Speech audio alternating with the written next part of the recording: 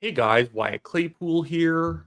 I just wanted to make a quick response video to the Memorandum of Understanding agreement signing between Prime Minister Mark Carney and Alberta Premier Danielle Smith. My take on this right away is basically Danielle Smith is humoring Mark Carney.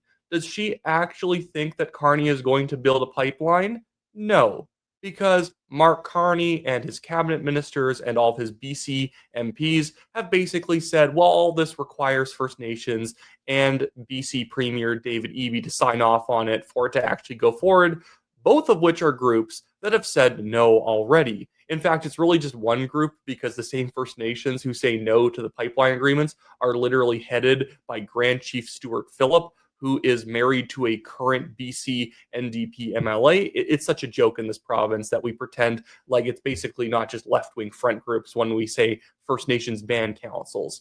Most First Nations people would love a pipeline. But the problem is their representatives, like all ethnic group representatives, are really just a bunch of leftists who pretend they represent their people in order to be able to push leftism.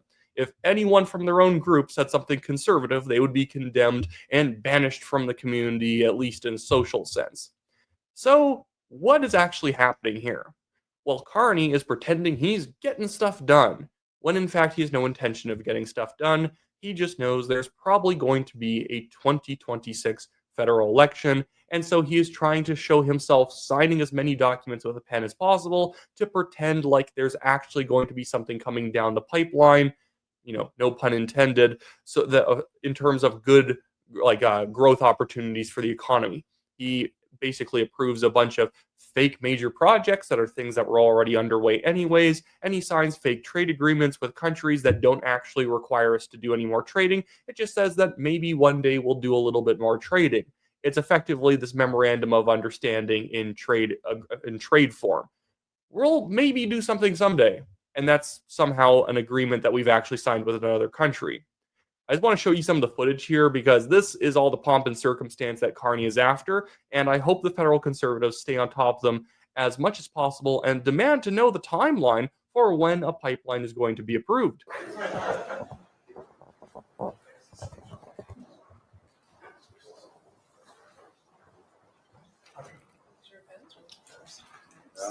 These might as well be blank pieces of paper, honestly. They are literally signing nothing, pretty much. Sign and then look up. Okay, you want to sign and look up? They won't be able to tell if it's just a photo, but Yeah, cute banter, cute banter. This is really all this is for, is just having some cute banter after signing something. All right. But here's the sort of situation for Danielle Smith.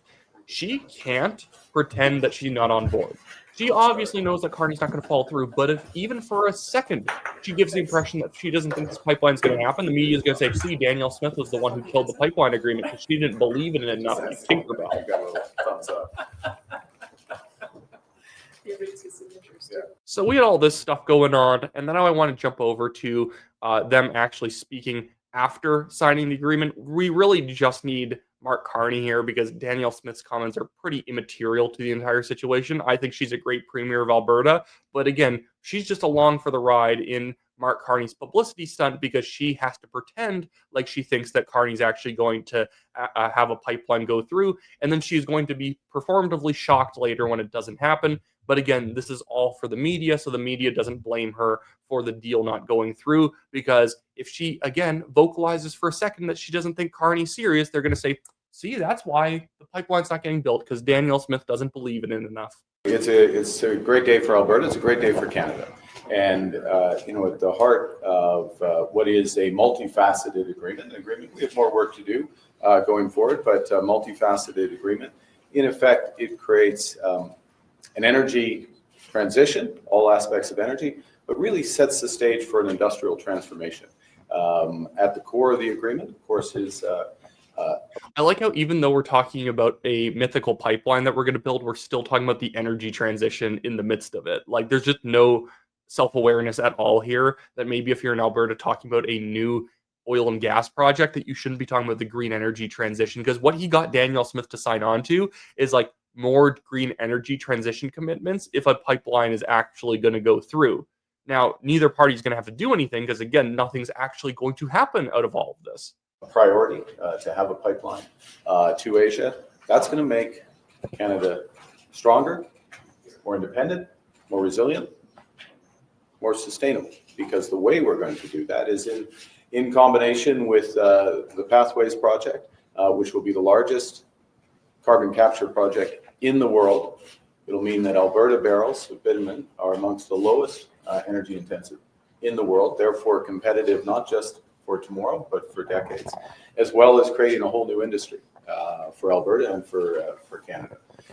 In addition, agreements, or at least intentions around nuclear power, interties with other provinces, sovereign data centers, huge opportunity, huge necessity for Alberta and for Canada.